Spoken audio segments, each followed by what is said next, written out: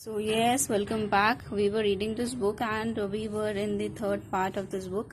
Let's continue with the complete book because it's too late. So yes, let's get started. We were in this line, that is before we go. Before we go, also, if you like this video, then don't forget to subscribe, like, and please encourage this video by share and subscribing. So before we go any further in our approach to the description of these principles, we believe you are entitled to receive this important suggestion. When riches begin to come, they come so quickly in such a great abundance that one wonders where they have been hiding during all those lean years. This is an astounding statement, and all the more so when we take into consideration the popular belief that riches come only to those who work hard and long. When you begin to think and grow rich, you will observe that riches begin with a state of mind with a definiteness of purpose with little or no hard work. You and every other person ought to be interested in knowing how to acquire the state of mind which will attract riches. I spent 25 years in research analyzing more than 25,000 people because I too wanted to know how wealthy men become that way. Without that research, this book could not have been written. Here, take notice of a very significant truth. The business depression started in 1929 and I continued on to an all-time record of destruction until some time after President Roosevelt entered office. Then the depression began to fade into nothingness, just as an electrician in the theater raises the lights, so gradually the darkness is transmuted into light before you realize it. So did the spell of fear in the minds of the people gradually fade away and became faith. Observe very closely. As soon as you master the principles of this philosophy and begin to follow the instructions for applying those principles, your financial status will begin to improve and everything you touch will begin to transmute itself into an asset for your benefit. Impossible? Not at all. One of the main weaknesses of mankind is the average man's familiarity with the word impossible. He knows all the rules which will not work. He knows all the things which cannot be done. This book was written for those who seek the rules which have made others successful and are willing to stake everything on those rules. A great many years ago, I purchased a fine dictionary. The first thing I did with it was to turn to the words impossible and neatly clip it out of the book. That would not be unwise thing for you to do. Success comes to those who become success conscious. Failures comes to those who indifferently allow themselves to become failure conscious. The object of this book is to help all who seek it to learn the art of changing their minds from failure consciousness to success consciousness. Another weakness found in altogether too many people is the habit of measuring everything and everyone by their own impressions and beliefs. Some who will read this will believe that no one can think and grow rich. They cannot think in terms of riches because their thought habits have been steeped in poverty, want, misery, failure, and defeat.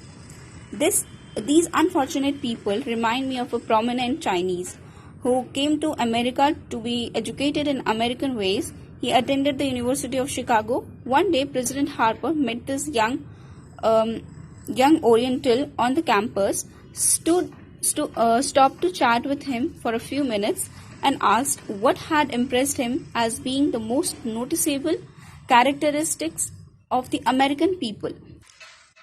Why the Chinaman exclaimed, "The queer slant of your eyes are off slant." What do we say about the Chinese? We refuse to believe that which we do not understand. We foolishly believe that our own limitations are the proper measure of limitations. Sure, the other fellow's eyes are off slant because they are not the same as our own. Millions of people look at the achievements of Henry Ford after he has arrived. and envy him because of his good fortune or luck or genius or whatever it is that they credit for Ford's fortune. Perhaps one person in every 100,000 knows the secret of Ford's success, and those who do know are too modest or too reluctant to speak of it. Because of its simplicity, a single transaction will illustrate the secret perfectly. A few years back, Ford decided to produce his now famous V8 motor. He chose to build an engine with the entire 8 cylinders, cast at one block, and instructed his engineers to produce a design for the engine. The design was placed on paper, but the engineers agreed to a man that it was simply impossible to cast an 8-cylinder gas engine block in one piece. Ford said, produce it anyway, but they replied, it's impossible. Go ahead, Ford commanded, and stay on the job until you succeed, no matter how much time is required. The engineers went ahead. There were nothing less for them to do. If they were to remain on the Ford staff, 6 months went by, nothing happened. Another 6 months passed, and still nothing happened. The engineers tried every conceivable plan to carry out the orders, but the thing seemed out of the questions, impossible. So, at the end of the year, Ford checked with his engineers, and again they informed him they had found no way to carry out his orders. Go right ahead, said Ford. I want it, and I'll have it. They went ahead, and then, as if by a stroke of magic, the secret was discovered. The Ford determination had won once more. This story may not be described with minute accuracy, but the sum and substance of it is correct. Deduce from it, you who wish to think and grow rich. The secret of the Ford millions, if you can, you'll not have to look very far. Henry Ford is a success because he understands and applies the principles of success. One of these is desire, knowing what one wants. Remember this Ford story as you read and pick out the lines in which the secret of his stupendous achievement have been described. If you can do this, if you can lay your finger on the particular group of principles which made Henry Ford rich, you can equal his achievements in almost any calling for which you are suited. You are the master of your fate, the captain of your soul, because when Henley wrote the prophetic lines, I am the master of my fate, I am the captain of my soul, he should have informed us that we are the masters of our fate, the captain of our souls, because we have the power to control our thoughts. He should have told us that the ether in which this little earth floats, in which we more have and have one our being, is a form of energy moving at an inconceivably high rate of vibration, and that the ether is filled with a form of a universal power which adapts itself to the nature of the thoughts we hold in our minds, and influences us in natural ways to transmute our thoughts into their physical equivalent.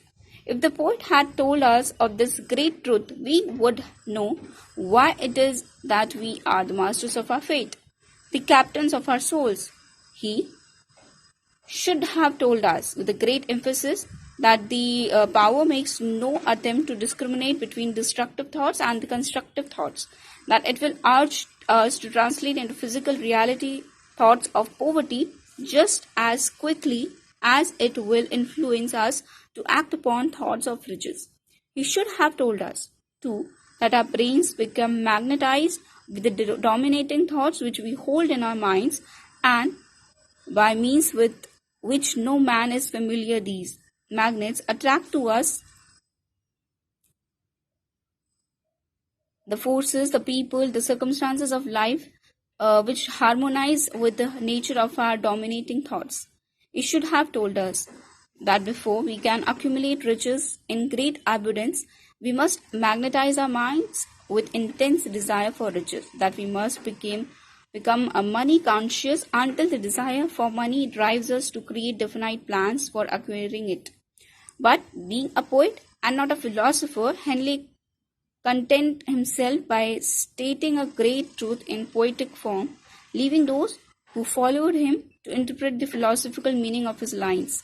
Little by little, the truth has unfolded it, until it now appears certainly that the principles described in this book hold the secret of mastery over our economic fate. We are now ready to examine the first of these principles: maintain a spirit of open mindedness and remember as you lead. They are the invention of no one man. The principles were gathered from the life experiences of a man, the 500 men who actually accumulated riches in huge amounts, men who began in poverty with but little education without influence. The principles work for those men. You can put them to work for your own enduring benefit. So, guys, that's it for today. We'll continue with the complete book. So, I would like to say thank you. Don't forget to like, share, and subscribe. Stay safe and do visit our channel again.